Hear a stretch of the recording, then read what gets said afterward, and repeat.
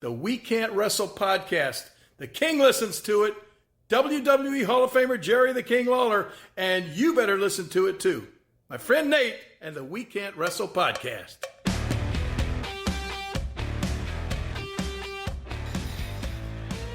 Hello, wrestling fans, and welcome to episode 166 of the We Can't Wrestle podcast. Nate Maxson here with you, along this week with my brother Aaron.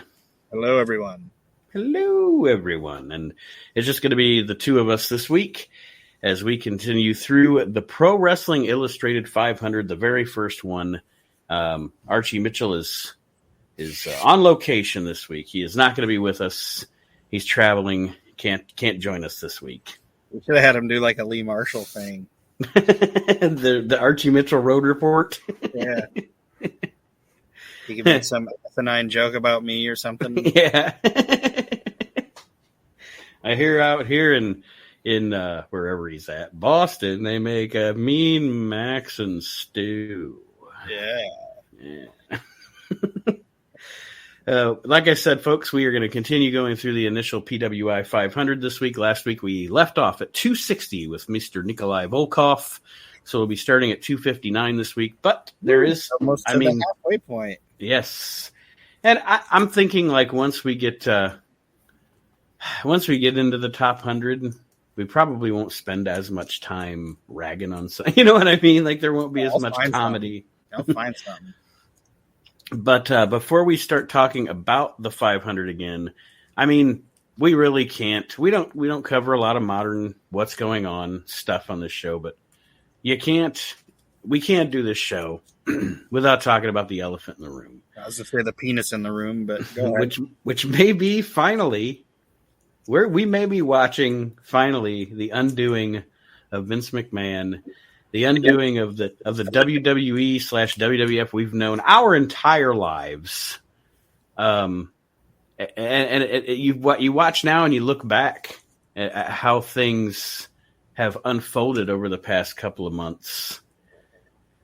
It's starting to all kind of come together, you know. Like, and I don't know a lot about like corporate structure above like what I mean, I work for a company, like a corporation or whatever, but I'm a manager of a retail, like not a manager, but you know, I'm a boss of a retail establishment, but I'm not a corporate guy or whatever.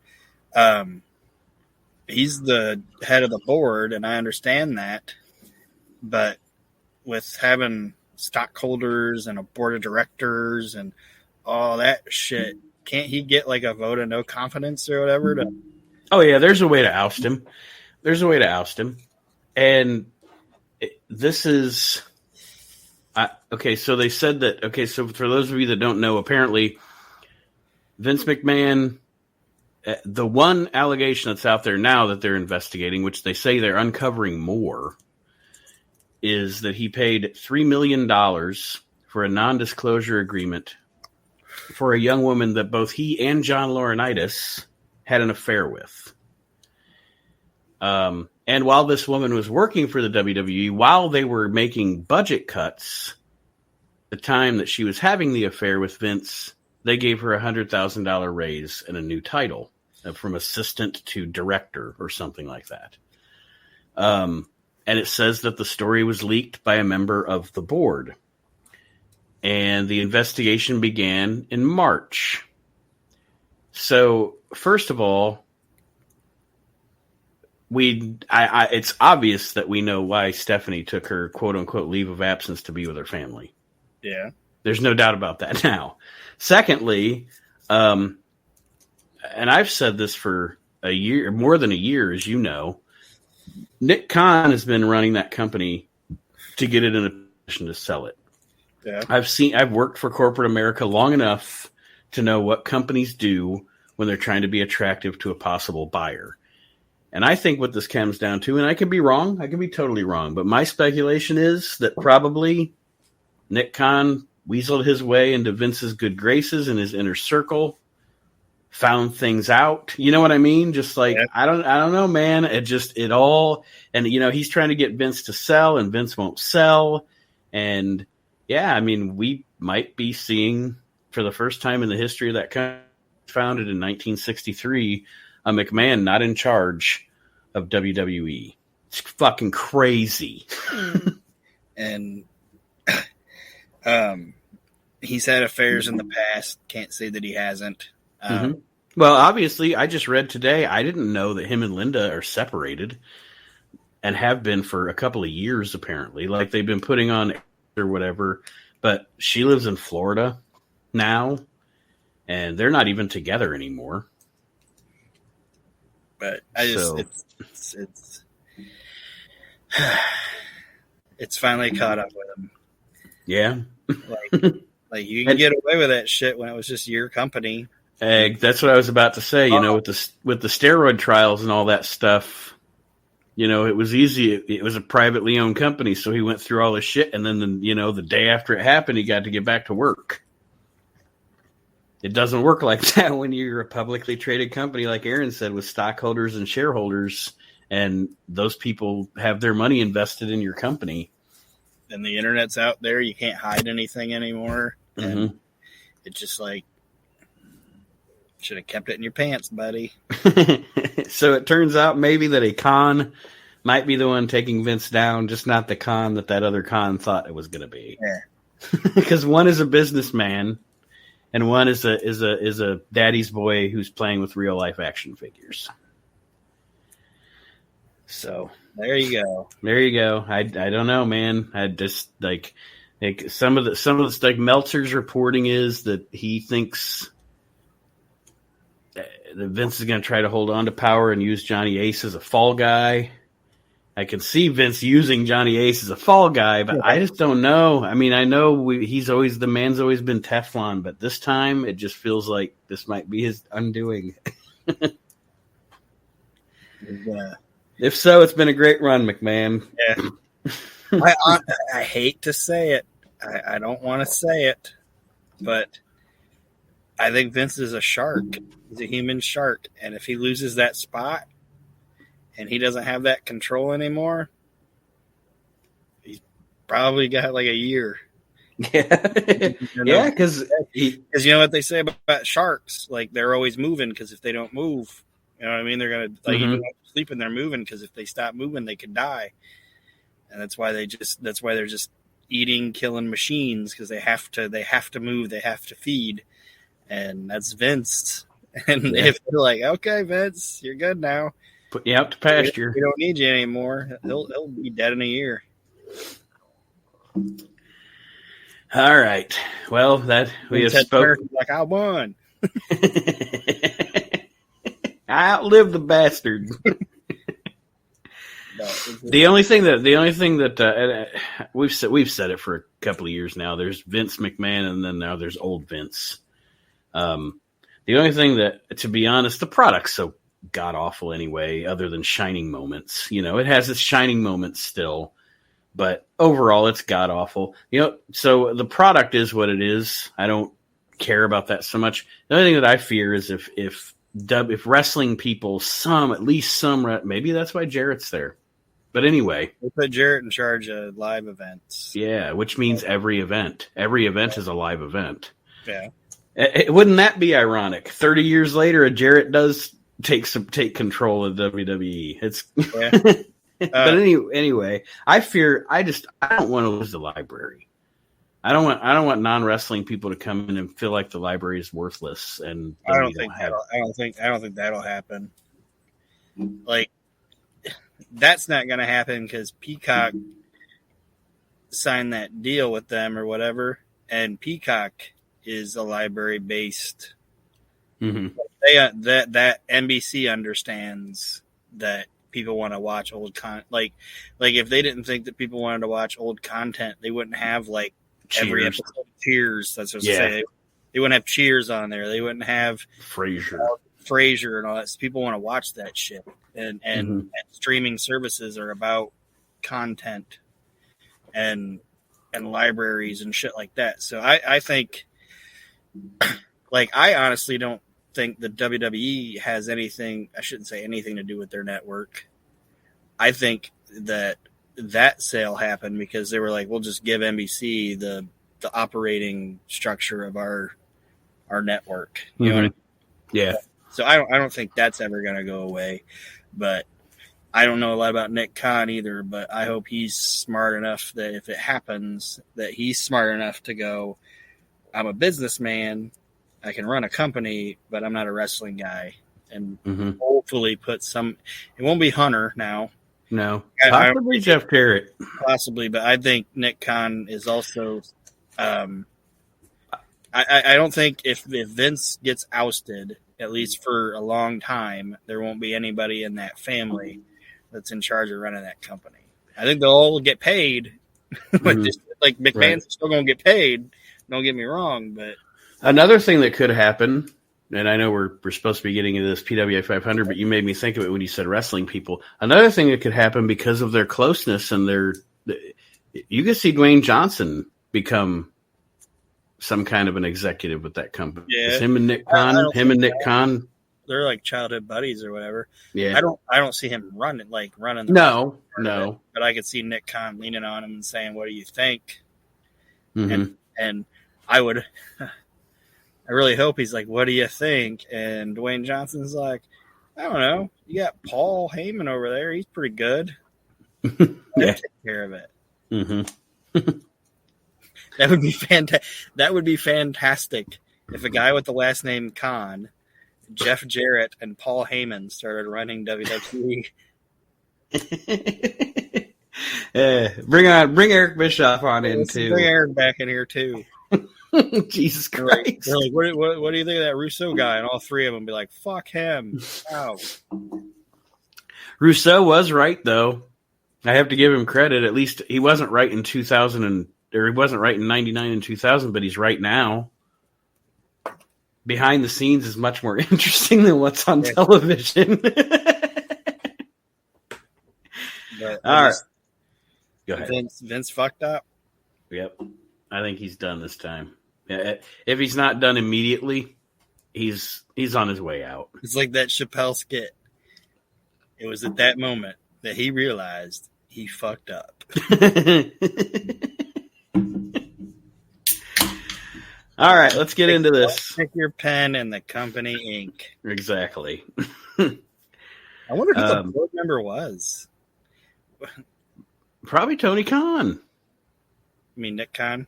Nick Khan, yeah. Probably Nick Khan. Or one of the people. When he became president, he appointed 3 board members.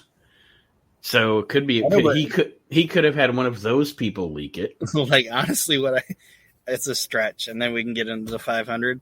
But when I heard, like, board member said this or whatever, I was like, man, I wonder how mad Hunter actually was. Like, you're taking NXT away from me? But did you know Vince is fucking that chick in Office 12? Did you know that?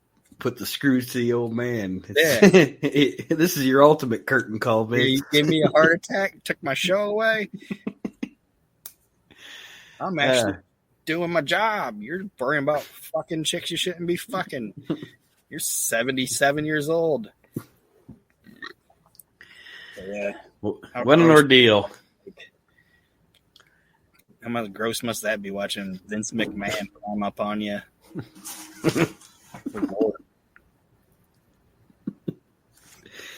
All right. The 1991 Pro Wrestling Illustrated Top 500. We continue with number 259, Coco Beware. 5'9", 229, 11 years pro. The Birdman continues to soar over the WWF.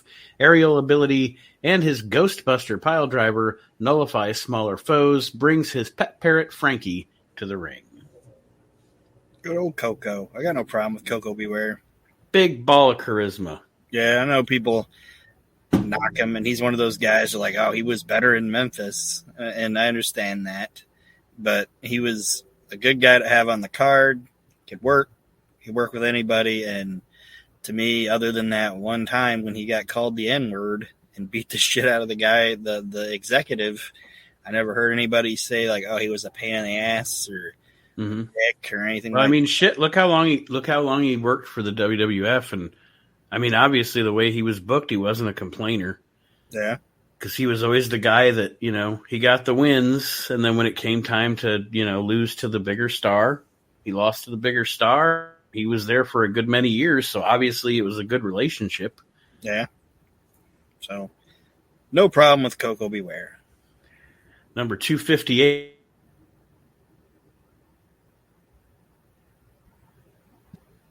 $510, 227, 12 years pro. You froze. You froze on my end. Who is it? Barry Horowitz. Oh, okay.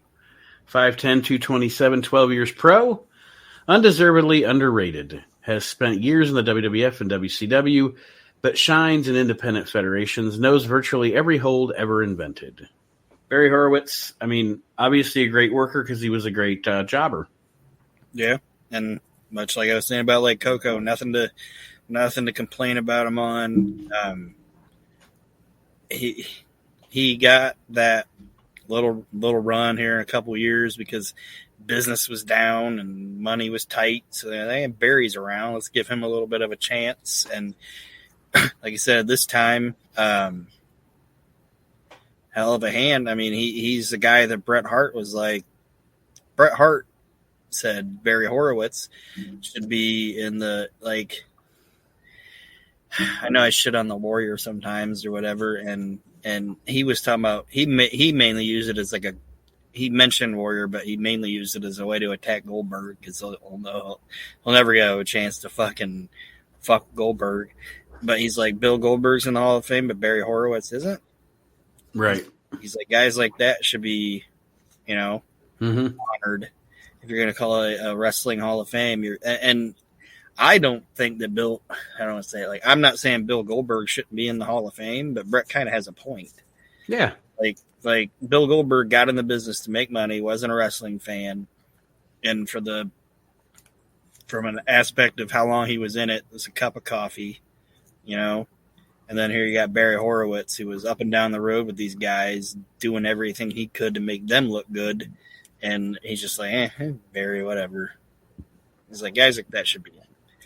And Bret said Barry's a hell of a fucking worker. If Bret Hart's complimenting you, obviously you're good, because Bret doesn't hand out a lot of compliments.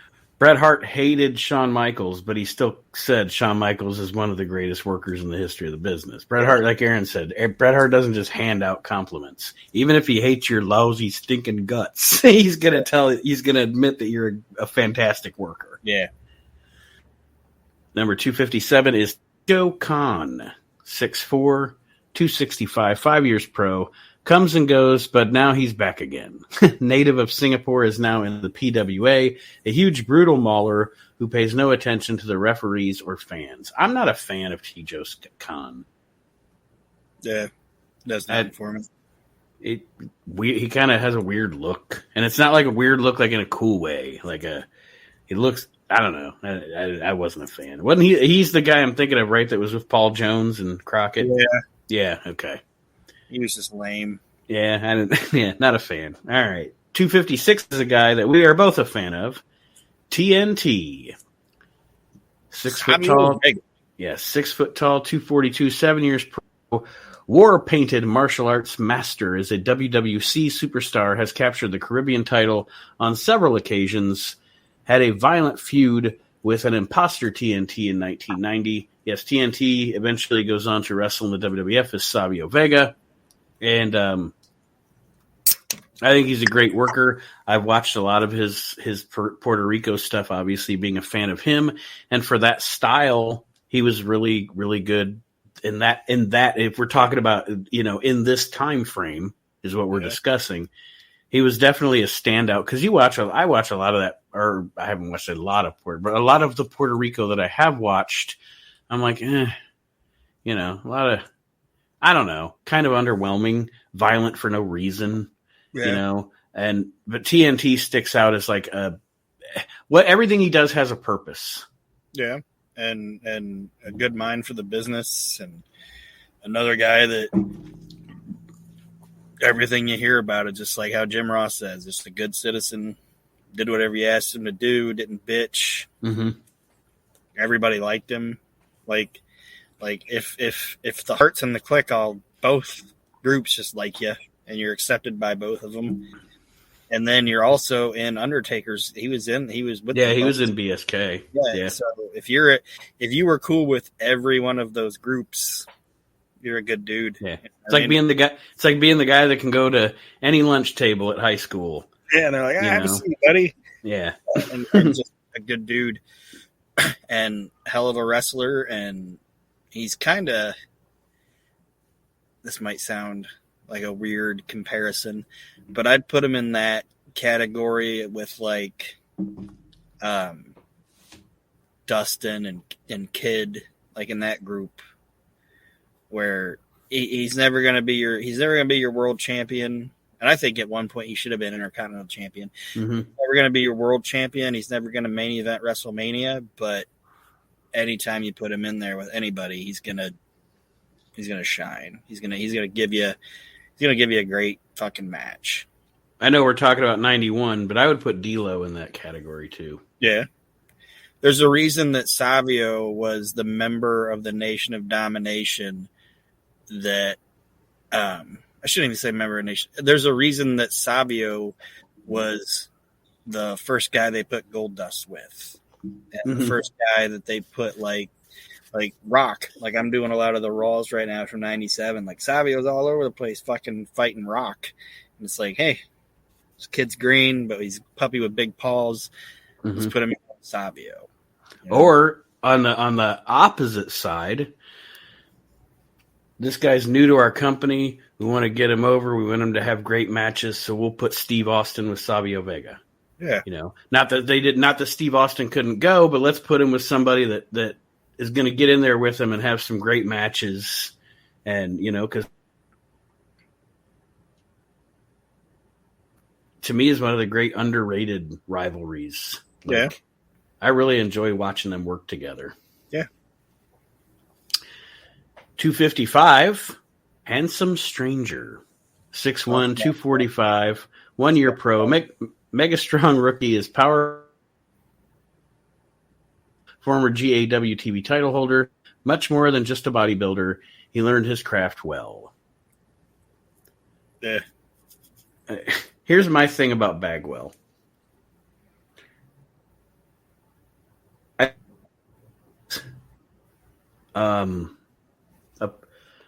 A self-destructive person. He's not a good person. I don't know. That's just my opinion. But what I will say is, to be honest with you, until the Buff Bagwell gimmick, I actually liked him. I thought he was a good mid-card babyface worker. And I know we're talking about Handsome Stranger because this is 91, but ultimately he goes on. He has a good team with Patriot. He has two. I don't know. I liked him as a worker before they gave him the Buff Bagwell deal. I'll give you that. Like he's a tag team guy in my opinion. Mm-hmm. And Martin shouldn't be. Take him away from that. It's like, and part of me soured on him because of just the fact that when I look at him and say, this guy's a fucking creep. Just in my opinion. You're right. 254, Eric Sabracha. EW light heavyweight champion, has gained much experience during the past 2 years. Favorite maneuver is crushing elbow drop. I don't know anything about him other than he was in the magazines all the time. I don't even know if I've ever seen Eric Sabracha match. I just remember his name from the magazines. I have no fucking idea who that guy is. Okay. 253. We're going to agree on this guy's greatness. One of the great in-ring workers of all time, in my opinion. 253 is the Lightning Kid. Yeah. 6'2", 200 pounds, 2 years pro, agile youngster, shocked the sport by capturing the global light heavyweight title. Incredible leaps from the ring leave fans gasping. Native of Minnesota. Sean Waltman, obviously, bell to bell, I'll fight anybody. One of probably the top 20 best workers of all time. Yes, and proof positive is a guy like, I don't want to say it because I don't want to be disrespectful. A guy like him had no. If he wouldn't have been as good as he was, he would have never got to where he got in the WWF ever. Oh yeah. With that physique at that time, they'd have never even looked at him. And I guarantee that he kind of, I don't want to say good citizen because he wasn't always a good citizen. He was one of those guys that was like, which, I mean, everybody liked him. Like, he's a nice guy or whatever, but he had fucking demons and shit. But he was a guy that was just, everybody was just like, this is the guy we want to work with. Mm-hmm. Like, he's that fucking good. And and speaking of the demons, and you know, I'm not speaking ill of the dead. Everybody knows the stories. Unlike his friend Scott Hall, unlike Roberts, Waltman has his demons, but I've never heard of anybody saying he went in the ring loaded and was unsafe. Yeah. You know, he kept his shit and his work separate, I guess I'll say. Yeah. And he's a respectful guy too. Like, mm-hmm. That's like, I've never heard anybody go, you know, like Brett would talk about like he doesn't like Triple H. Like, he hates him. You know, he's gone on record as saying, I fucking hate that guy. You know? But like, he's one of the guys that calls him the son-in-law all the time. He has a son-in-law over there, you know. But you always hear about Waltman was just like these guys. Like, I don't hear about him being. I think he was buddies with those guys, but I don't hear a lot about him being like a dick to everyone. Mm-hmm. Like he almost seems like to me like he was the type of guy that other dudes were like, why do you hang out with those guys? You know what I mean? Like why? Why do you hang out with them? And he's probably trying. He's the guy that was probably trying to defend his buddies to these other guys. Like, you know what I mean? Yeah. Like, come on, man, he's not that bad. And they're like, that guy's a fucking prick. Like, you just got to get to know him. They're like, fuck him. I think it goes back to one of those things. Like, there's obviously you have different personalities and different personality traits. I think it comes down to he was a great worker and loved working with great workers, but he was also a partier and he saw where the party was going on. Yeah. You know, it's like, you know, I love working with Bret Hart, but I love partying with Scott Hall. You know what I mean? I ain't hanging out with Bret after the show. He's kind of boring. It's like, I don't want to just sit in the room and drink. Yeah, and I don't want to listen to Bret talk about himself. Yeah. Like, all you want to talk about is wrestling. I don't want to do that. Yeah. Number 252 is Skip Young, 6'1", 230, 15 years pro. Sweet Brown Sugar has returned to Texas, made a recent comeback in the new global area. Precise drop kicks have thrilled fans in the USWA, World Class, and UWF. Skip Young was fine. I'm not going to go out of my way to watch Skip Young, but if Skip Young's on, I'm not going to fast forward. He's fine. I don't know a lot about him. He's one of the African American gentlemen that Bill Watts tried to replace Junkyard Dog with. Like, after JYD left, man, Bill Watts was just like, "You black? Let's see if it works." He didn't understand. It's like it's they don't like him because he's black. Exactly, they like him because he's fucking JYD. He's cool. You know?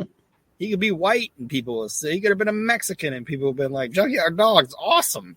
You know what I mean? It wasn't the fact that he was black. Right. It was just because he was cool. Number 251, Doug Summers. 6'3", 245, 20 years pro.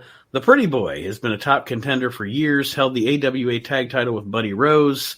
Also a former ACW champion, thinking man's rule breaker. We talked about it, I think, on the last episode.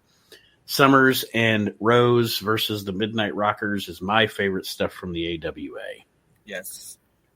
And it's really the only, to be honest with you, it's really the only, like, I guess, what I want to say, extensive stuff that I've seen of Doug Summers' career. I have to kind of plead ignorance on it because I haven't seen a lot of him. Yeah.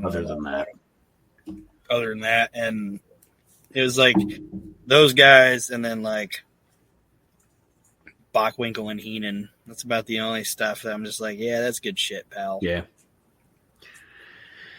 Number 250, Dean Malenko. 5'9", 210. I had no idea that in 1991 he had been wrestling for 10 years. Son of former rule breaker Boris Malenko, style is long way from that of his father. Highly athletic style serves him well in Japan. I really didn't know. Yeah, I thought Malenko. I honest to God, I thought he started in like 88 or 89. I did not know he was wrestling in fucking what was 81. He had been there 10 years. He was a ref in WWF. Do you know that? Nope. Yep, he was a referee there for a little bit. And I'm supposed to be Mr. WWF knowledge in this group. He was a ref, and he was also involved in the court proceedings with that guy that what was his fucking name? The guy that the Rockers fucking paralyzed. Chuck Austin. Yeah, Chuck Austin. He was involved in that. He was at they used him in like the actual like in the court.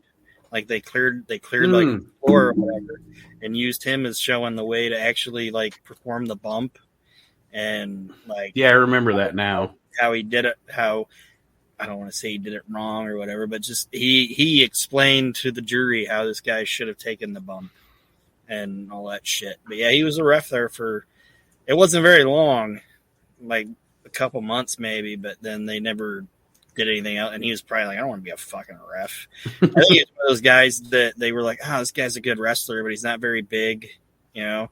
Mm-hmm. And he probably helped lead a match. I have a feeling at that when he was there, I think they thought, let's get this guy in there. He's not very big. Let's use him as a ref and maybe move him in. Maybe move him in as being like an agent or whatever. And he was just like, I just want to fucking wrestle. Yeah. You know? Number 249 is Steve O.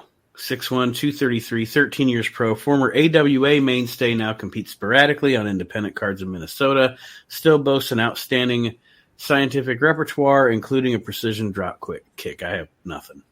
Yep. Number 248, Mr. Pogo.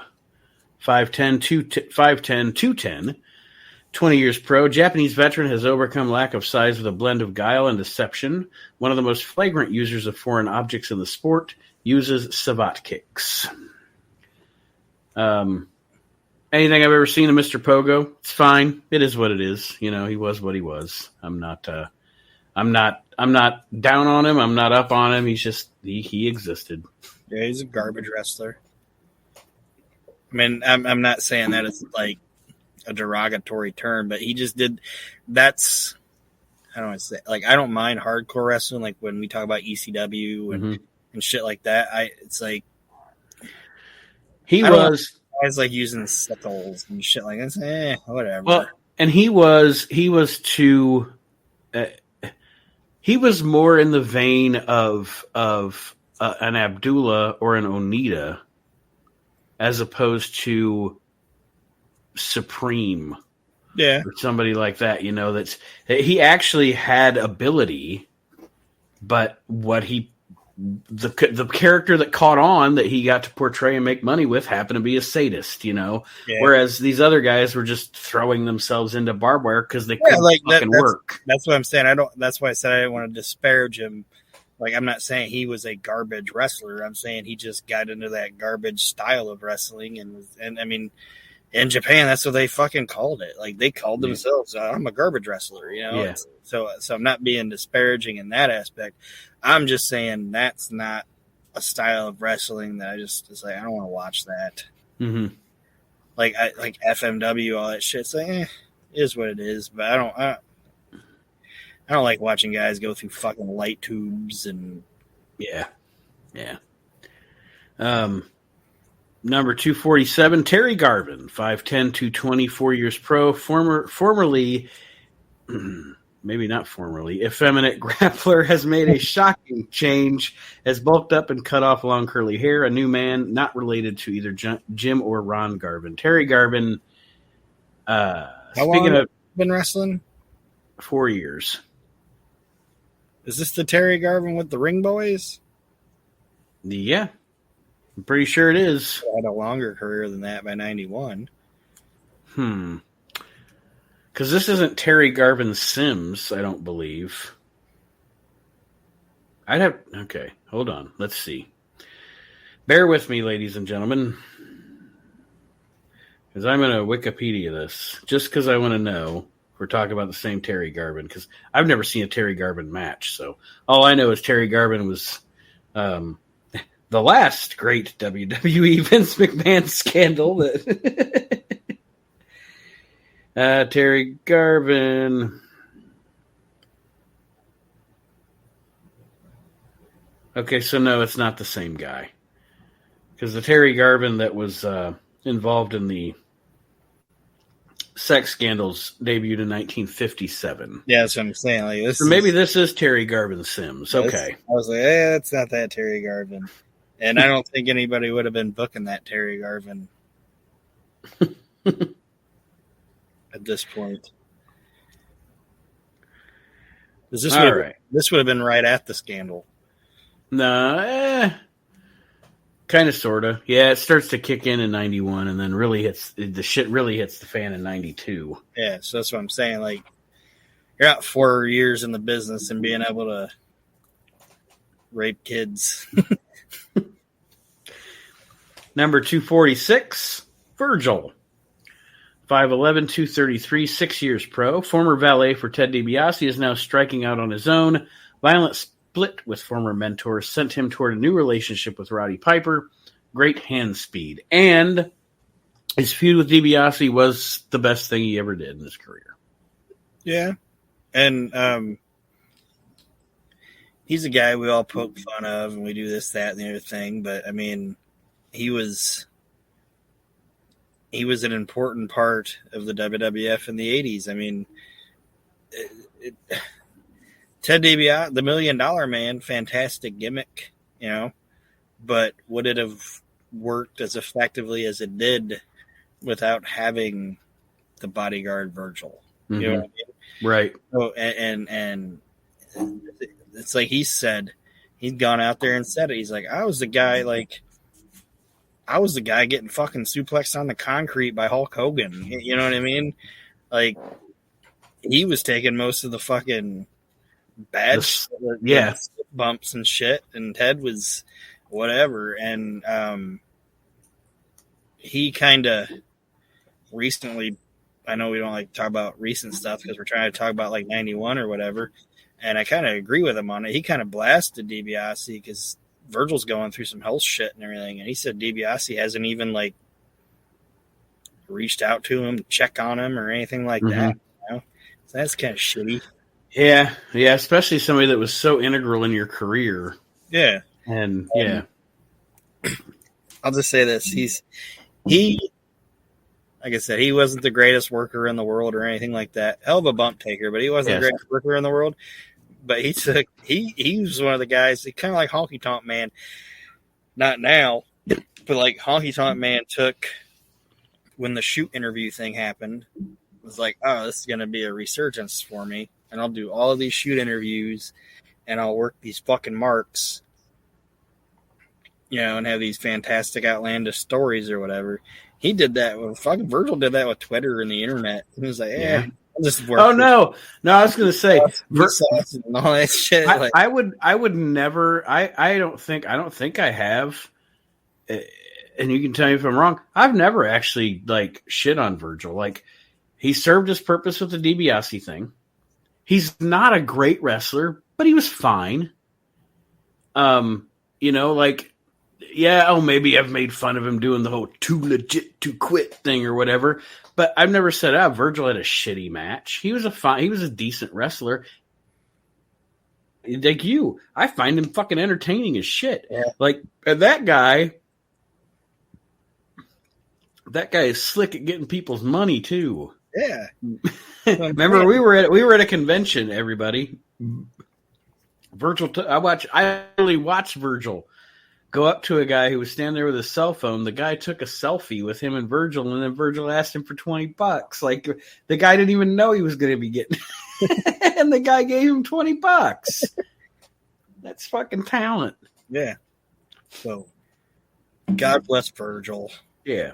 And you know what? And everything about when people, show the picture of, they'll show a picture of him in the desert at the table that says, former WWF star Virgil or whatever. Virgil takes it all in stride. That's what I'm saying. He rolls with it. He uses that shit. Mm-hmm. So, God bless him. Yeah. I hope he gets better. Me too. Number 245, a guy that you and I part ways on. Now, you don't like him, but I did. Scott Putski. Yeah. 6'2", 235, 5 years pro, learning well from his famous father Ivan. Gained fame on the gridiron as a fullback for Texas Christian University. Combined strength with surprising agility and speed. I thought Scott Putski had a big upside. I enjoyed him in GWF.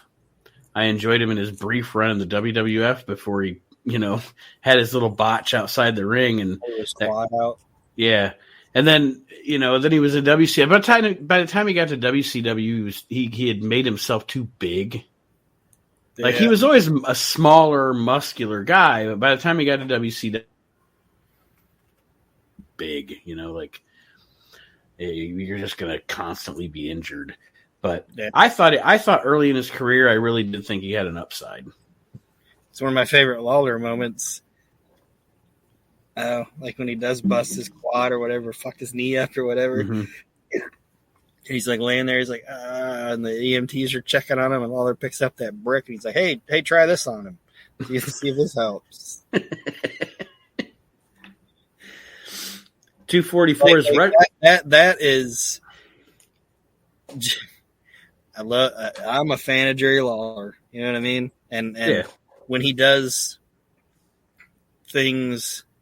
Like he's got this thing where like people like go, he projects himself as being this. Oh shucks, I'm Jerry Lawler. Like I watched this thing where they were touring his house like recently. Like some guy showed up and he's like, "Oh Doug, what are you doing here?" But like, you told me I'd come see your house, Mr. Lawler. And they're like walking through it. And he's like, "Oh shucks, I really love these donuts, and this is where I watch TV." Ah ha ha.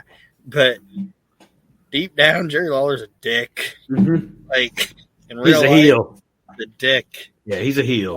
And like, it's just him, like, hey, try using this. You know what I mean? Like it's fucking funny. He's a guy, like I said, I think he's more like his WWF character in real life than he tries to project. Oh, yeah. 244, Russian Brute. 6'8", 330, 3 years pro, native of Moscow, wrestled in the AWA under the management of Ox Baker, learned the heart punch from Baker, quite mobile for a man his size. I got nothing. So that's his name, Russian Brute? Russian Brute. And they say he's from Moscow? Moscow. I think it would be like Russian Brute from Topeka. Yeah, I got nothing on Russian Brute. 243, the Juicer, 6'2", 235 years pro, formerly known by his real name Art Barr and by his previous nickname Beetlejuice, the son of former wrestler and current Pacific Northwest referee Sandy Barr. Here's my thing about Art Barr.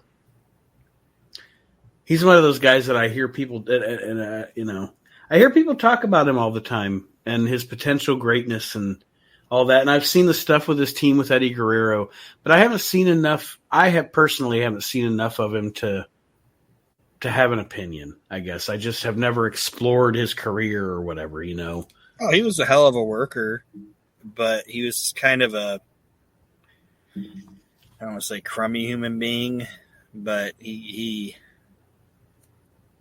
I don't know if you know a lot about his life, but like yeah, no, and that's what I'm saying. I know a lot about his story, but I haven't seen a lot of his work. If he wouldn't, he had drug issues, and he had a certain liking of a female of a younger status type of. That's how I want to say it. And if he would have. I think if the guy would have been clean and not had what his preferences were or whatever, I think he would have had a bigger career. Like, that's what happened to him in WCW. WCW, when they hired him, they didn't fucking know because they don't fucking do their goddamn nobody did any research on him. WCW, everybody. They just said, this guy's really good. Let's hire him. And then he got there, and then when he's working there, then they were like, "Oh, you have sexual predator charges against you, Right. and we've had you be in the Beetlejuice running out there with the kids. We got to get rid of you.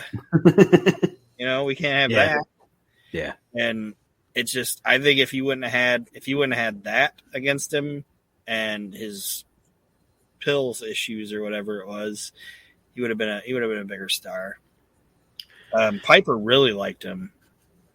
Like, Piper was a big proponent of him, but like I read in his book, Piper said that some of his family blamed Roddy Piper for Art Barr dying, and Piper said it really sat with him.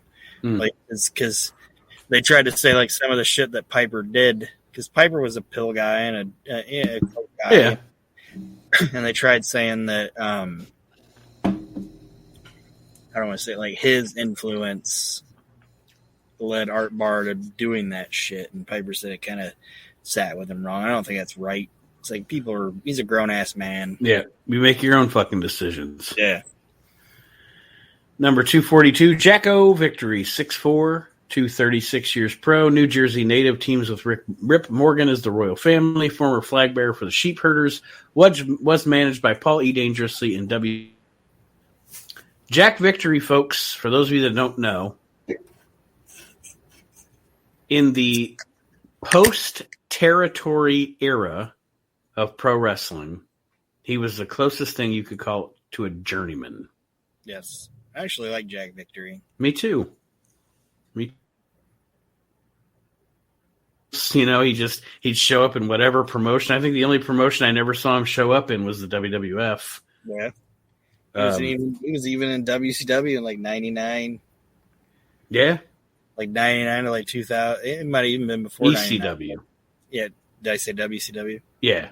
Sorry. But yeah, ECW in like 99. Like, he feuded with New Jack. Was with Steve Corino. Like, and I actually thought the Royal Family was kind of a cool tag team. Mm-hmm. It's like, yeah, they're never going to be your tag team champions or whatever, but they're like a good little like Beverly Brothers type tag team. I dug them. And I was a big fan of him teaming with John Tatum in World Class too. They were fun. Yeah, so I got nothing against Jack Victory. Shaped like a pear, but other than that, right. 241, a guy that I wish that there was more footage available, because I always hear you just would love to see this guy. He's one of the greatest workers of all time. I just haven't got to see a lot. Ray Stevens, 6'1", 248, 42 years pro, a true Hall of Famer. Still dons the tights on occasion, famous for his bombs away knee drop from the top rope, can still show the young guys how it's done. I wish, because as a tag team wrestling fan, I wish I could see Pat Patterson and Ray Stevens, but there isn't much footage that you can see. Yeah. But I hear they were one of the greatest tag teams of all time. Yeah, and it's like I think it was Cornette. I heard him say it. People talk about how Patterson and Stevens, hell of a tag team, and then Bockwinkel and Stevens, hell of a tag team, and Cornette's like, what's the Common denominator? Common denominator there? It's fucking Ray Stevens. And they said he was like, Flair puts him over, talking about how great he fucking was, like in the ring and out of the ring, and like he just a fucking hell of a wrestler. Mm-hmm. And they said he got it like I don't want to say who it was that I read exactly said it, but like he got to the WWF and they made him an agent, and he got in there and tried it, and then was just like, nope, I can't do this. Yeah, not for me. And the reason wasn't that he didn't want to. It wasn't that he didn't want to like map out matches for the boys or say be here, be there at this time.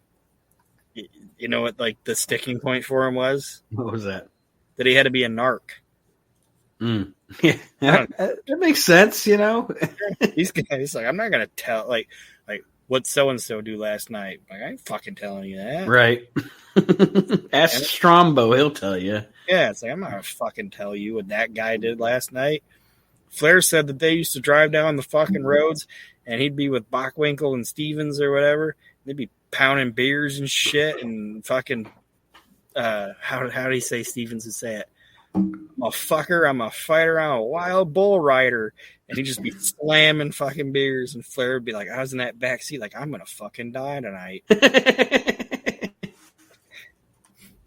I am going to die tonight. Because they're fucking pounding goddamn beers and driving down the fucking... I was going to say, it's like those... A 2-lane fucking dirt, or not country road in fucking Minnesota. Like, so to say, it's like those stories you tell that you hear people telling... I've heard multiple people tell Harley race driving stories. Yeah. You know, just like, I'm going to die. Number 240. Fuck you. We're going to make it there. Like fucking 100 miles an hour, smoking a cigarette and drinking 2 beers at the same time. It's like, oh my fucking God. Number 240 is Rip Rogers. 6 foot, 238, 14 years pro. A very impressive lightweight. One of the most daring aerial specialists this side of a Randy Savage. Could use a manager. Recently entered Global and WCW. He's all right.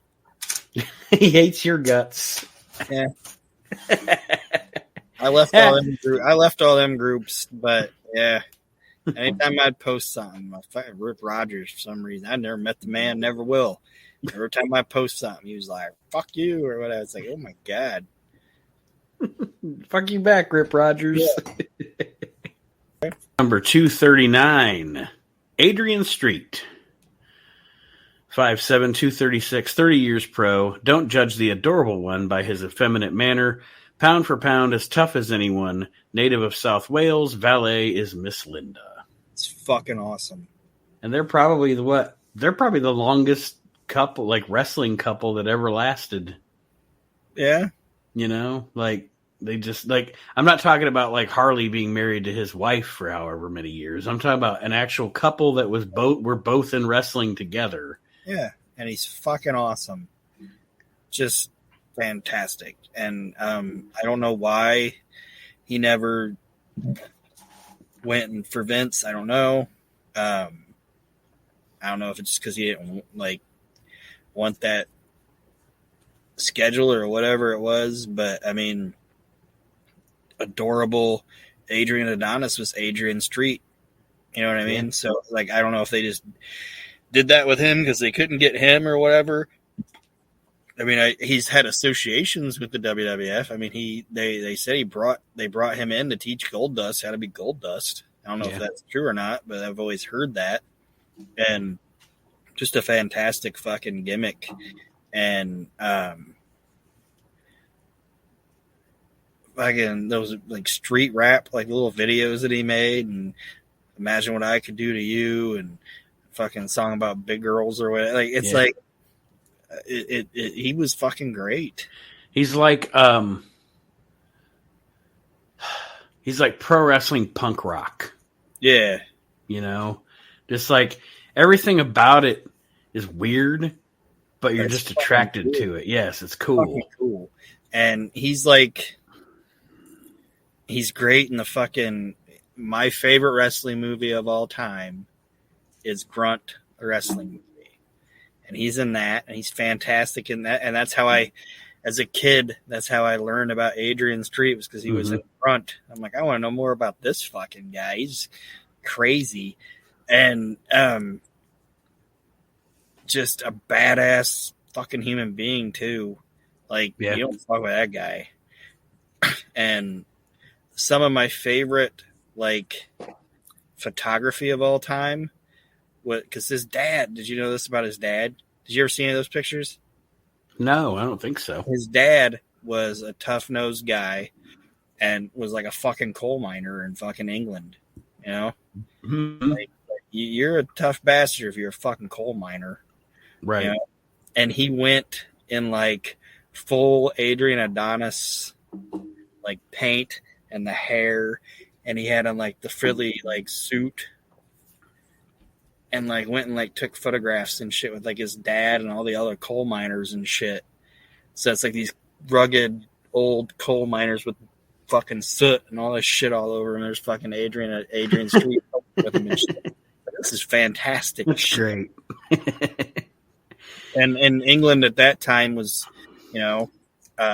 more liberal than us. Like his dad, he said like his dad didn't down him for being in wrestling or whatever. He didn't want him to do it, but he just wasn't like, get the fuck out of here. Right. Like it would have never basically would have never happened if his dad wasn't like, yeah, come take pictures with us, And it was just it's some of my favorite like wrestling photography ever, and just he's a very interesting human being.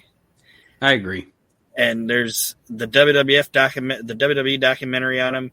It's on the network. It's like 32 minutes or something like that. It's all right, but there's I can't remember the name of it, but there's like a non-WWE produced documentary about him. That's you guys, if you guys can find it, you got to go out of your way to watch it. He's a cool dude. I like him. I agree. 238, Bad Street, 6 foot, 226, little kayfabe here, 1 year pro. Yeah, it's Brad Armstrong. Who is the new masked Freebird? That's been a hot question for months. Bad Street is a gifted athlete, however, boasts an amazing DDT from the second rope. Obviously, great wrestler is bad, quote unquote. However, at this time, this is about the time where it's like, for me personally, the Freebirds have jumped the shark. And it's because mainly I am the Freebird. No, I am a fan of Hayes, Gordy, and Buddy Rogers. And Buddy Roberts. Buddy Roberts. I said Buddy Rogers, sir. to a better man, it couldn't happen. Buddy Rogers as a Freebird would have been fantastic. But I don't know, and everybody knows if you listen to the show, I'm not a huge fan of Jimmy Garvin. Aaron is. Just to me at this point, again, Brad Armstrong, fantastic wrestler. But the Freebirds itself had jumped the shark at this point to me. Yeah, they would have. It would have been more palatable to me if they would have been called something else. Mm-hmm. Like you're not. This is like what we're talking about in like '96 with the Horsemen. It's like, this isn't the Horsemen. This is you guys just using a name that people remember, and like I said, I'm a fan of Jimmy Garvin as a like heel, just wrestler or whatever. I wasn't really a big fan of him as like a baby face, like when he was with Ronnie and shit like that. But like when he was in like World Class as a heel, I dug it. I like when he'd walk up. And he even did it as a face, but like when they'd interview him, be like, "What do you think, Jimmy Garvin?" Be like, "Yeah." I enjoy that. But this was Brad, and I've talked about it a lot of times, probably in the past episodes. And as me being as a kid, I don't need to go into how awesome like Nate knows this. Even as a kid, I was like, "Fucking Brad Armstrong's the shit." Like that fucking dude was so goddamn good. Yes. And if he would have been able to just turn on his fucking personality on a fucking camera, like that guy could have been way bigger than what he was. Like it still surprises me to this day that he wasn't one of the ones that made it to WWF. Mm-hmm. And there's not a bad Armstrong. But Steve just had more personality, and obviously Brian did too, and that's why they made it there. And fucking Steve, the only reason he left is fucking schedule. They said he hated the fucking schedule. Well, as far as a worker goes, and everybody's going to know what a compliment this is for me, because you know how he's not necessarily my favorite wrestler of all time, but I always say he is, to me, the greatest in my era, in my time. I didn't watch Gene Kiniski, but for me, the best wrestler of all time as a pro, bell to bell, I would put Brad up there very close to Kurt Hennig. Oh, yeah. As far as just bell to bell. Because, Kurt Hennig, again, not my personal favorite. He's in my top 10, not my personal favorite. But if you ask me who is bell to bell the greatest pro wrestler of all time, I say Kurt Hennig. And I would put Brad up there with him. Oh, yeah. Fantastic. 237, Steve Simpson. 6'2", 230, 7 years pro. Athletic South African is back full-time. Teamed with Chris Walker to capture the first global tag title. Brother Sean is also a fine pro, quick and agile. I am a fan of the Simpson brothers, and they were the best thing about the dying day of world-class wrestling. I don't know. I don't know a lot about him. I know he was like, what was he, a big muscular permed guy? Any one of them? Yeah, but he wasn't like I talked about earlier, he wasn't like I can't scratch my back warrior muscular. He was more naturally muscular, Yeah. And so was his brother. I like Steve better than Sean. Like a Kevin Von Erich type build. Yeah. Thinking about it. Yeah. Like you can tell that this body isn't made by Ico Pro. It's not made by steroids or whatever. It's made by getting in the gym and working out and being athletic. And I dug the Simpson brothers. And then the funny thing about them is it's not the same thing, but it's almost like it was like the Briscoes, the current Briscoes. Like they had this crazy father. Like he was a big time wrestler in Australia, I guess. But by the time they got to the States and like world class and they were doing segments with him and stuff on world class wrestling, he's just like this crazy Australian guy has got these, and he's like fat and he doesn't look like these two sons would come from him. And I don't know. It's just, I like the Simpsons, but anyway, it's not the same thing either, but it's kind of like Paige's family. Mm-hmm. Like Paige, Yes. an attractive young girl. You know what I mean? Mm-hmm. And then you look at her family, you're like, oh, whoa. Have you seen that movie? That movie's fantastic.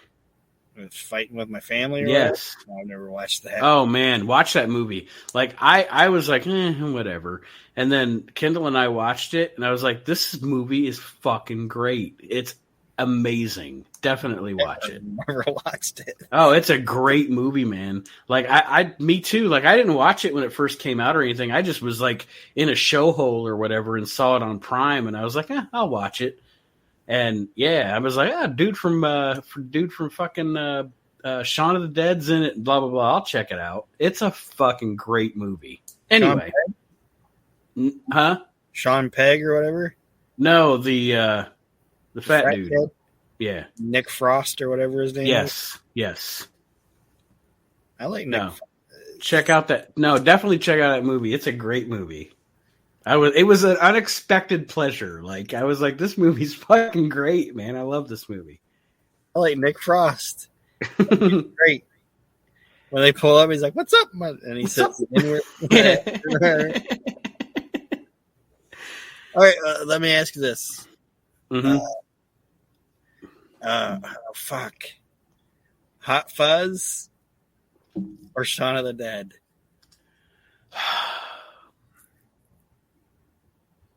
Man, It's tough, isn't it? it is. Like, okay, Shaun of the Dead is both great.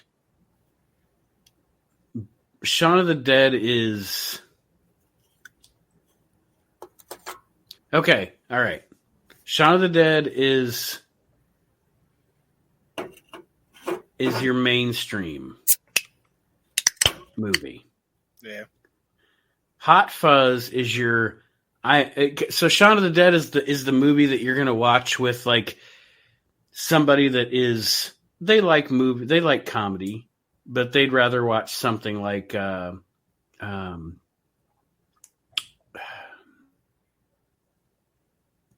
don't even know what I'm trying to say. Like a Will Ferrell movie. Yes, and Hot Fuzz is the movie that you watch with somebody that likes Monty Python. Yeah, or it's a deep cut, but like used cars. Yes, it's an intelligent, like if you're a real student of comedy. That fucking scene where Timothy Dalton and it's like The old Or top dad, like, yes, fireworks, like the sparks around him and shit. or literally in my house, I don't know how many times a day we say yarp. Yarp? Yarp. Is he dead? Narp. Is he dead? Or did you take care of it? Yarp. Is he gonna get up again? Narp. He doesn't know. It's like, all I heard this guy say is yarp. I'm just gonna take a guess. Yarp. That's good to hear. It's good to hear. You're nothing like our last constable. Why is that? He had a big bushy beard. Yeah, see, that's what I'm saying. Like that's your more intelligent, I guess, intelligent comedy. Whereas, yeah, but they're both great. I can't pick one. That's like trying to pick your favorite kid. Do you know? And we're not gonna talk about it anymore. But you know that scene where "Don't Stop Me Now" plays on the jukebox, and they're killing all the zombies to the beat of it. Mm-hmm. Mm-hmm. You know why Peg put that in there? Mm-mm. He said that they started doing this movie and they're writing it and they're doing all this shit with it. And he's like, oh, it's supposed to be. Oh, it got too serious. He's like, this got really dark really quick. Like we gotta put something in here. It's like, this is not funny anymore. Like literally turning into a zombie movie. Right. Like people are getting eaten and shit. Like my mom's dead. I just have to shoot my mom. And he's like this is bad. So he came out with that shit because he's like, we got to bring some levity to this shit. Number 236 here is Tyree Pride. 5'8", 231, 8 years pro. Diminutive Haitian has excited fans around the world with his lightning-fast style. Has held junior heavyweight titles in PWF and WWC. Harkens back to Dory Dixon. I've heard the name. I don't know a lot about him. Same. 235. Dixon is either. 235, Preston Steele. 6'2", 233, 4 years pro. Female fans call him the ultimate male. A veteran of the East Coast independent scene. Current IWA US champ. Trained by Dominic DeNucci. Don't know him either. Nope. 234, Jay Strongbow Jr. 5'11", 233, 7 years pro. Second generation star as a California favorite. Uses tomahawk chops and quick kicks, much like the legendary Chief Jay Strongbow. Sticks to Pacific Coast. I got nothing. Nope.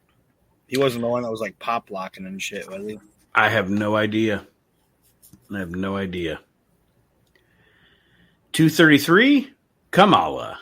6'7", 360, 17 years pro. The Ugandan giant is currently competing on the independent scene. Despite his size and power, has never captured a major title.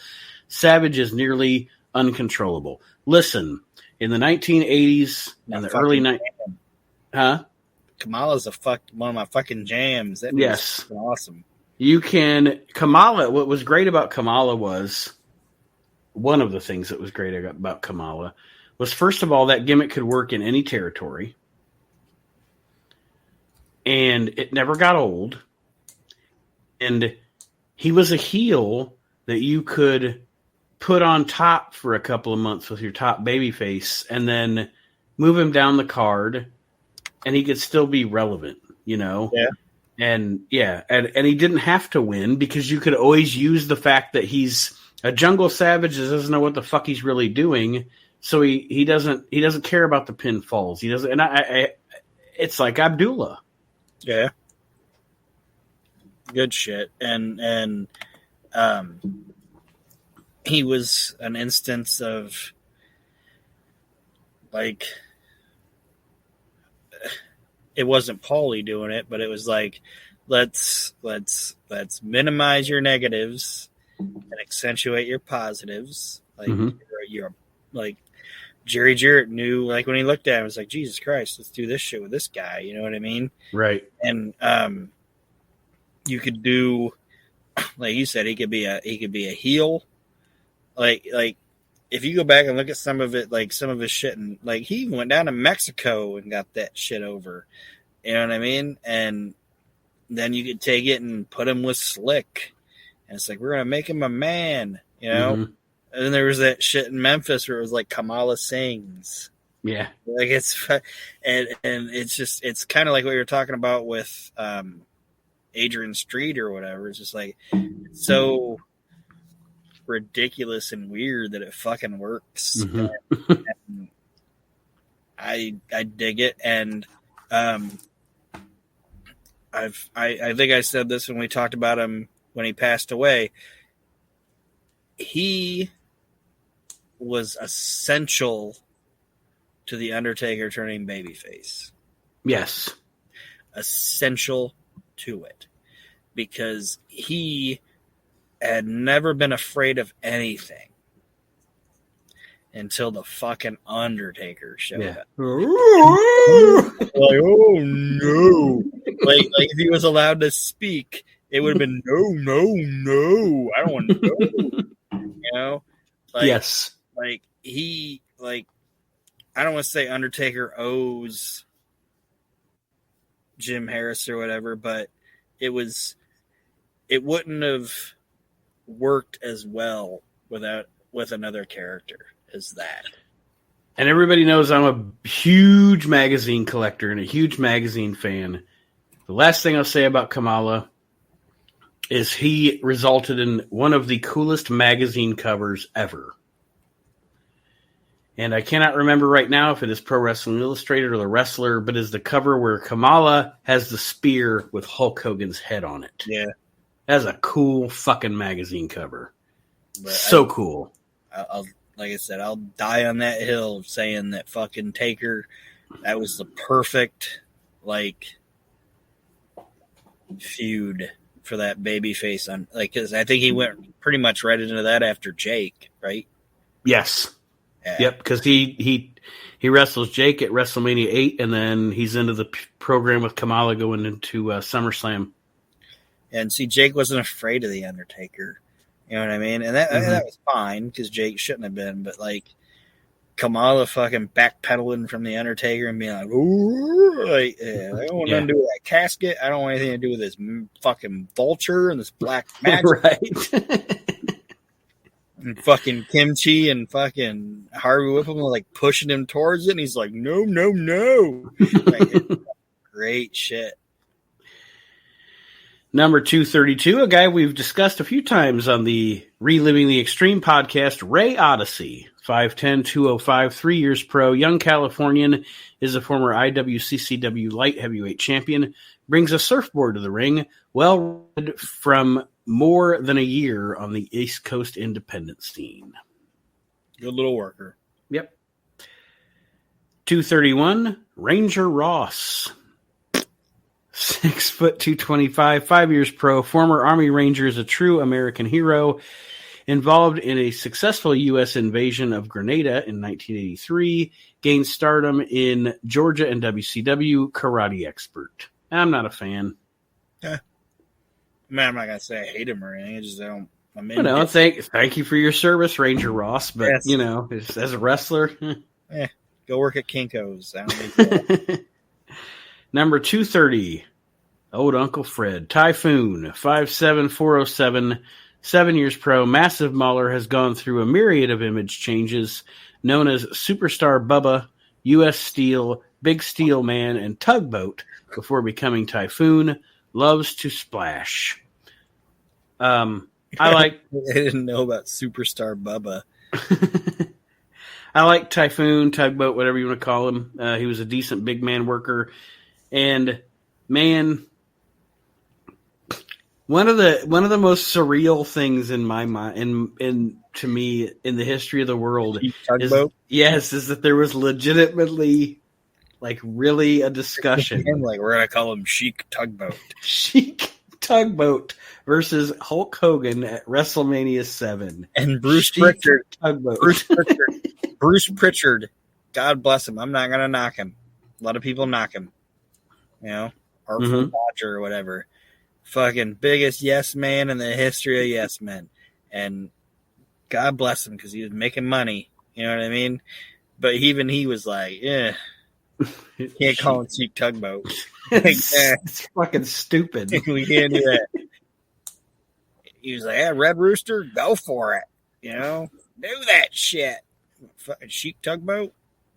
No. I just picture him like in the white pants and the candy stripe shirt, but with a turban, instead of the tugboat hat. It's ridiculous. We can call him Chic Tugboat. That's why sometimes I wonder if not old Vince now, but young Vince was just fucking with people to see if somebody would say yes. You know what I mean? Possible. It's highly possible. I'm going to go in there and I'm going to say Chic Tugboat. And if somebody says yes, I'm going to look at them and be like, why the fuck would you agree with me on that? TV taping. I was going to say, I just said, I don't even think that. I don't even think when they said yes, he'd be like, why the fuck? I think he'd let them even, like, they'd say yes, and they'd come with the creative shit, and they'd get to the TV taping, and Vince would be like, I was never going to do this. You were full of shit. I've been talking to Slaughter for about 2 months now, and that's where we're going. Let's call him Chic, like Vince. I'm going to go in there. I'm going to say, call him Chic Tugboat. See who has the balls to stand up to me and who doesn't. And not to get on a sidebar, but sometimes I think that is part of the reason. Honestly, and I know a lot of people say negative shit about it, and I say negative shit about it too. It's part of the reason why he liked Russo at the start. Yeah, because Russo was just like, he's either going to like it or he's not. But this, like, he had the balls going there. Be like, this is stupid. What we're doing is stupid. It's boring and it's stupid. Yeah. Number 229, Lanny Poffo. 6 foot, 228, 17 years pro, younger brother of Randy Savage, a skilled gymnast. He keeps opponents off guard with his fluid style, known as the Genius for his supposedly high IQ. Fantastic worker. Crazy man. Crazy human fucking being. Good. I actually like the Genius. And like I said, I actually like Lanny Poffo. Lanny Poffo was a fucking hell of a worker. And did some fucking good shit, but he's fucking crazy. That whole family's fucking crazy. He's, earlier I compared Adrian Street to punk rock. Lanny Poffo, if I'm going to make a musical comparison, is like David Byrne. Yeah. It's experimental. Like Lanny Poffo would go to the ring in a suit of armor. You know what I mean? Like he'd just be like, fuck it, I'm doing it. I'm doing it. Let's see what happens. Yeah, let's see what happens. It's like David Byrne. It's like experimental. You know what I mean? Just like if it works, it works. If it doesn't, somebody's going to like it. The fucking David Lynch movie. Mm-hmm. I was gonna say, it's Twin Peaks of wrestling over there. Fucking Lanny Poffo. Fucking Lanny Poffo. Fucking surreal. All right. Like that fucking shit when Kurt's golfing and he hits that fucking hole in one or whatever, and then fucking Lanny just does a backflip for no fucking reason. That's fucking great. Like he hits the hole in one. They come back to Kurt. Kurt's standing there with his perm, and fucking Lanny's just like, I want to hit a backflip, and goes, perfect. And Kurt Hennig loved it. Like, just probably like, what the fuck was that? But it was great. But I loved it. Yeah, it was perfect. They were actually cool together. Oh, yeah. Yeah, absolutely. Like, I love Perfect and Bobby together. Don't get me wrong. But I think Kurt and the Genius was like a fucking great fucking combination. Definitely. 228 is Afa, 6'1", 304, 17 years pro, one of the original Samoans with Sika. Brutal duo, earned the WWF tag title 3 times during the 80s.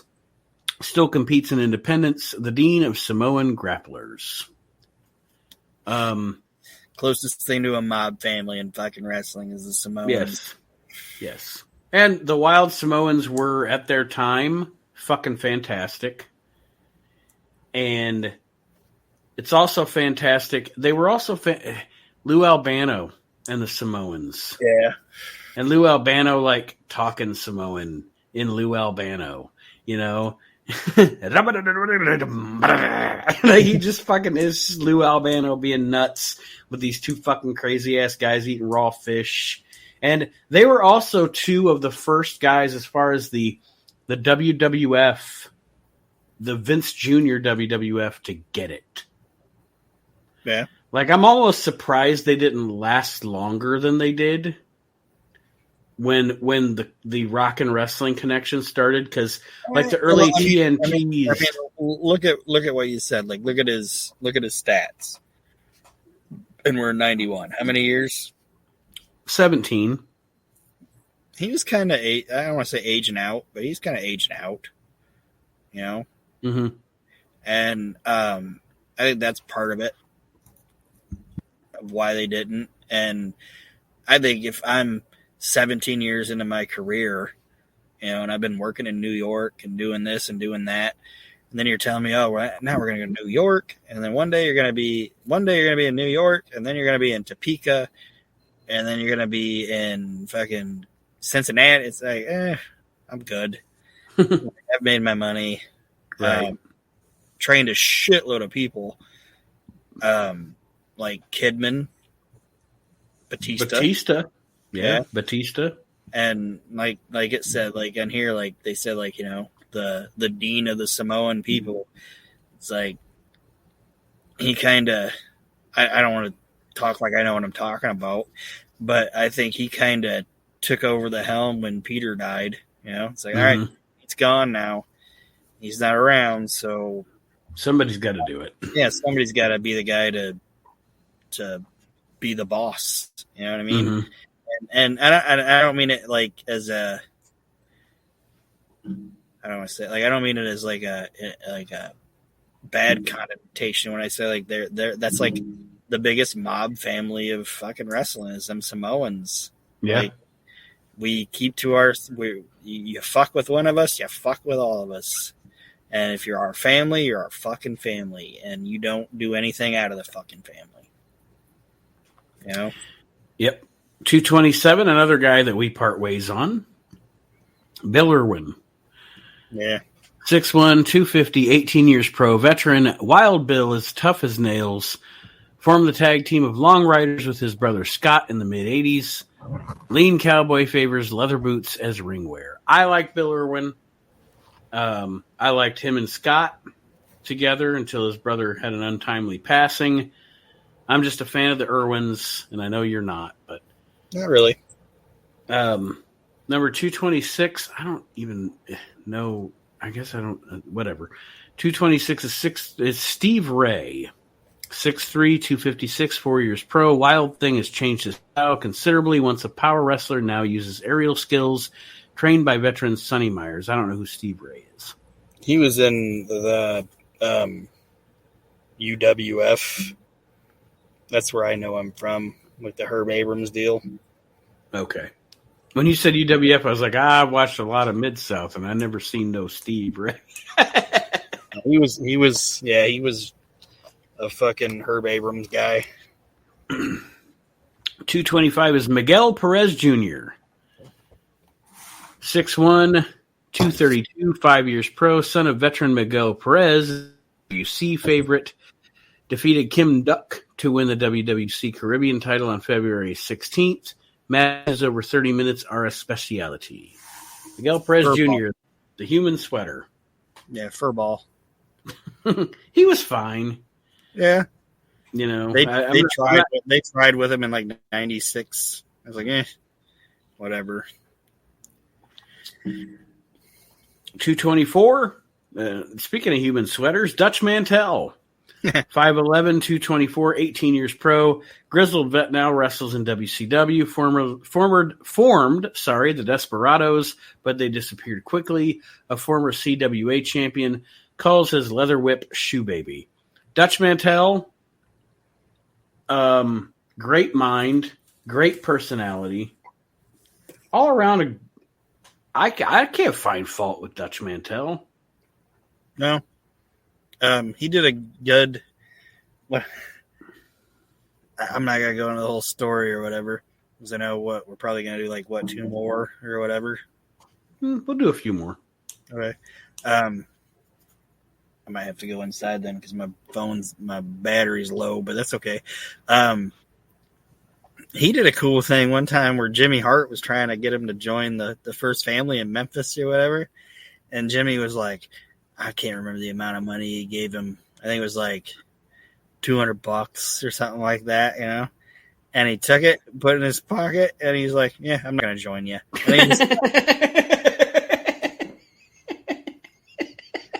It's great. He's like, come get your money. And Jimmy Hart, he took my money. And he's just like, see ya. Bye. Bye. But no, it's just like, for me, Dutch Mantel is, okay, I can't say all around.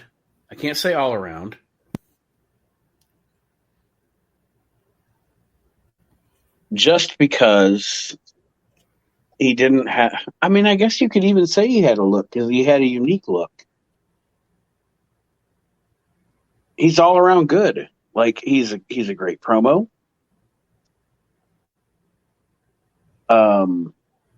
He's got good psychology.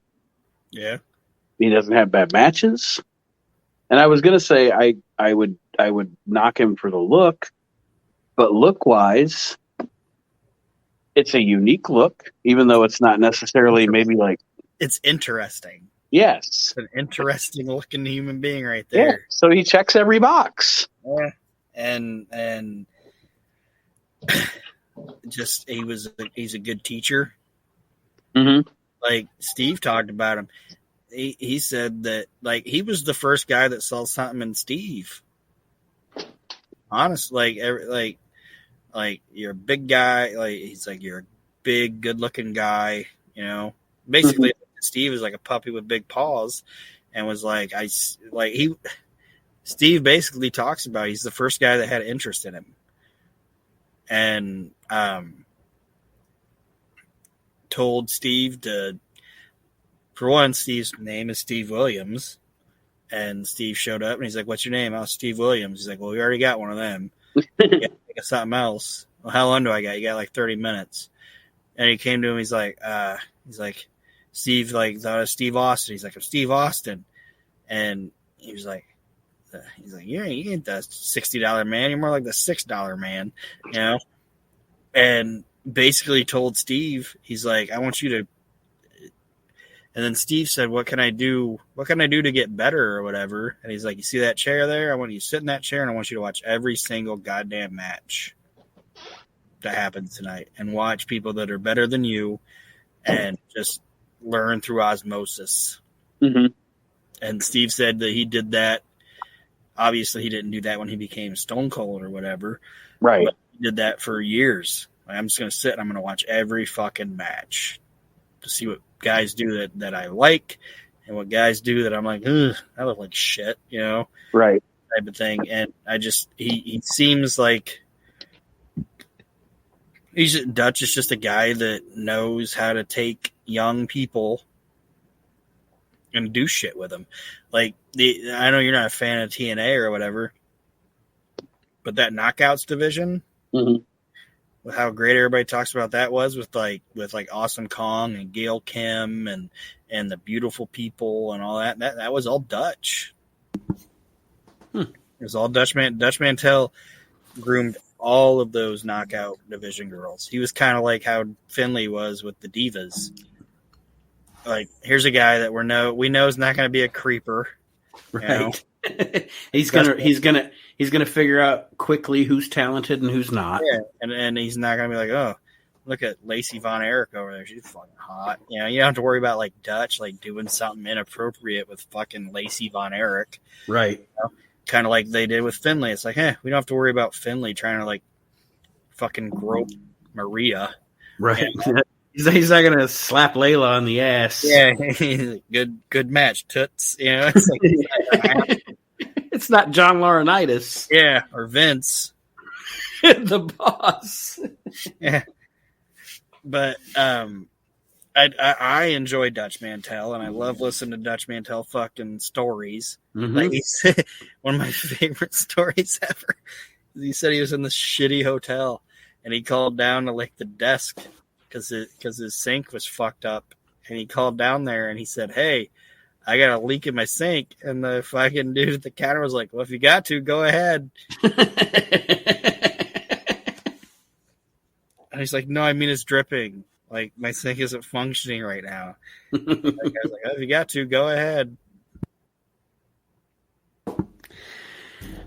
All right, number 223, Johnny Stewart.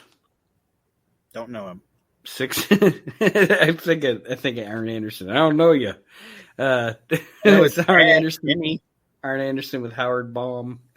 I don't know you. Anyway, Johnny Stewart, 6'2", 242, 5 years pro, fast rising youngster, calls himself the illustrious one. Played football at Memphis State and UCLA. Hated in the AWA. All right, we're moving on. Last one we'll do today. Sonny Beach.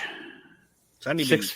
6'4", 270, 6 years pro, popular Californian, is now coming into his own, as well-traveled as anyone. German suplex is a favorite maneuver. Duo with Steve Ray has entered Global. So I'm a big fan of Global, and I don't remember Steve Ray, but I remember Sonny Beach. That's weird. Was Sonny Beach Sandy Beach in the WWF? Yeah. Yes. All right. I wanted to make sure because that's one of my favorite just throwaway Bobby Heenan things ever. Monsoon on Primetime's like, let's go to this match with the young upcomer Sandy Beach. And Bobby's like, you should see his sister, Kitty Litter.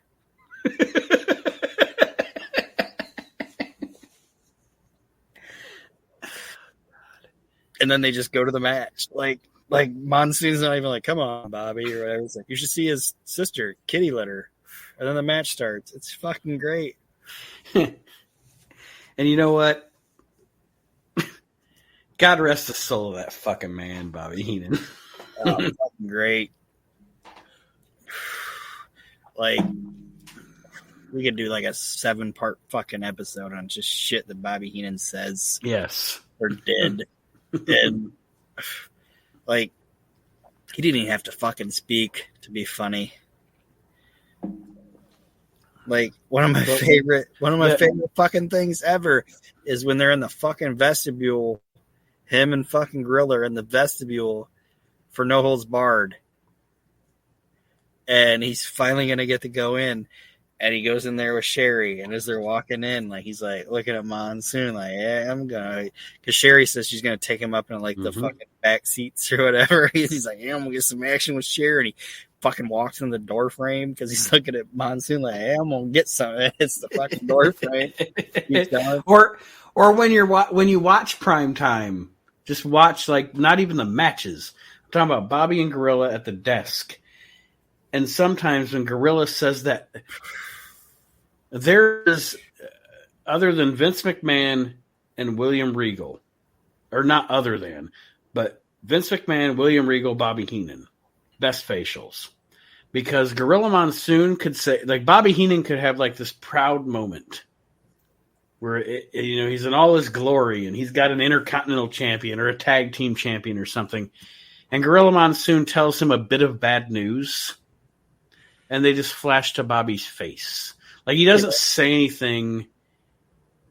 He was so fucking good. Yeah, and one of my favorite things is, and I'm gonna point this out by saying this, like, I'm a huge Dave Chappelle fan.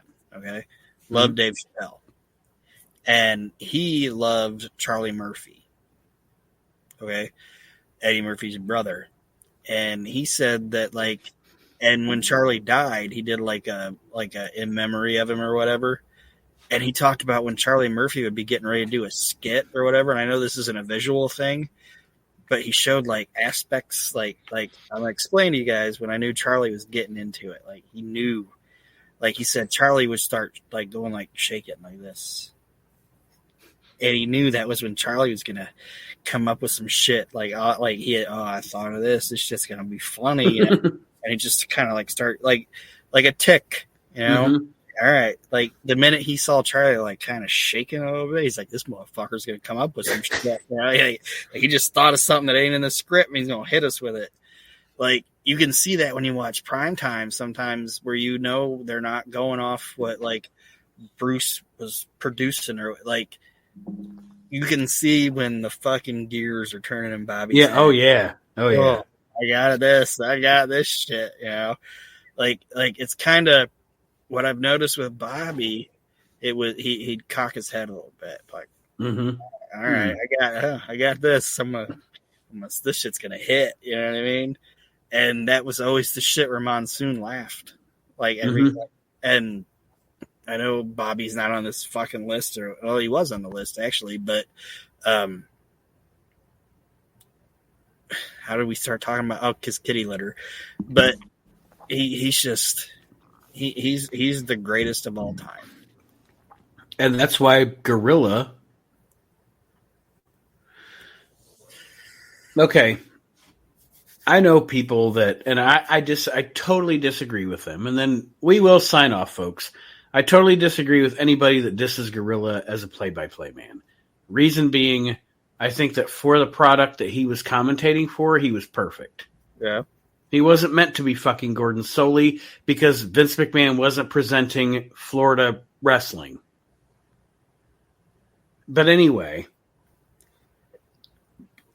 that's why Gorilla, no matter how entertaining it is to watch Bobby with Vince or Bobby with Tony or Bobby with Tenay or Bobby with anybody he was ever paired with, the reason Bobby and Gorilla are the best ever together, I say even over JR and Lawler, Gorilla played the perfect straight man to Bobby. They had a chemistry. I don't know. Is there a commentating team in the history of wrestling that ever had a better chemistry than those two?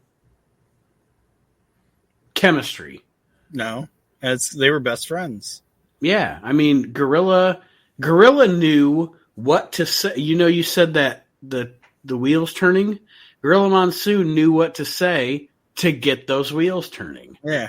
He was like, I got to get Brain to get some funny shit out here. Here's what I'm going to say just to set him off. And Bobby was, honestly, I think a lot of times was like, what? Because Gorilla's like a professional. You know what I mean? Yeah. And talking about mob shit, like he's a fucking mobster. And we don't need to talk about that. But I think a lot of times some of the shit Bobby did was like, I'm gonna get this fucker to bust. You know what I mean? I'm gonna get him to break. What can I do to get this motherfucker to laugh? His real laugh. Yeah. Like when they're on that boat. That's Gorilla Monsoon. That's the realest Gorilla Monsoon ever was on fucking TV, in my opinion. Yeah. And that boat thing, if you guys don't know what we're talking about, you got to go out your way to watch it. That was two buddies having a goddamn good time. and I don't think, honestly, there's a better, and I know we were talking about Bobby and Gorilla, but I don't think there's a better fucking all around just broadcasting crew ever than that fucking era where it was like Vince, Lord Alfred Hayes, Bobby Heenan, Gorilla Monsoon, Sean Mooney. Like, I think Sean Mooney's super fucking underrated. Mm-hmm. In my opinion. And that the thing that I always loved about, and you brought up Mooney, so I'll bring this up. What I always loved about Alfred Hayes. Alfred Hayes was always a babyface until he was commentating with Sean Mooney. Then he was the heel. Yeah.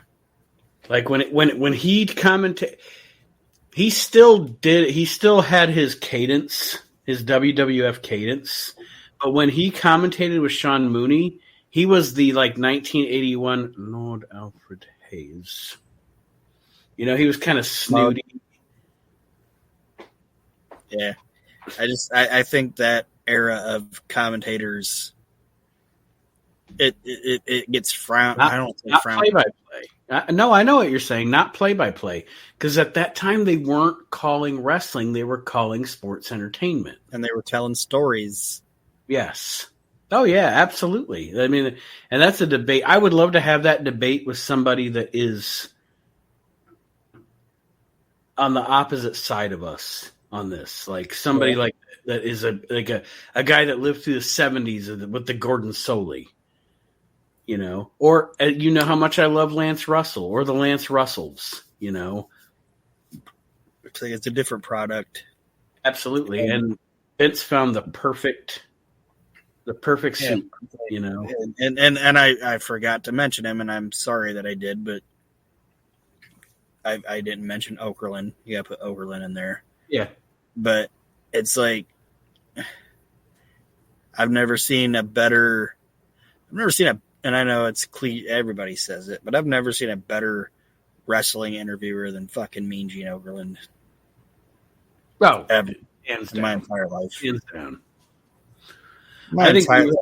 Nobody else would have been able to handle the "we coming for you" N-word. The two best interviewers, not commentators, the two best interviewers of all time are Gene and Lance Russell. Yeah. You know, you got because they're both like a different kind, but they're both like the uncle coming into your house. You know, Gene's like the uncle that's maybe put back a few. Yeah. And Lance is like the kindly uncle, you know, that, you know. But anyway, yeah, these are the sanest guys in this insane situation. Yes. Like, Jake Roberts says some off-the-wall shit, and Mean Gene's just like, huh. Well, let's find out this week in Poughkeepsie, ladies and gentlemen. Yeah. Yeah.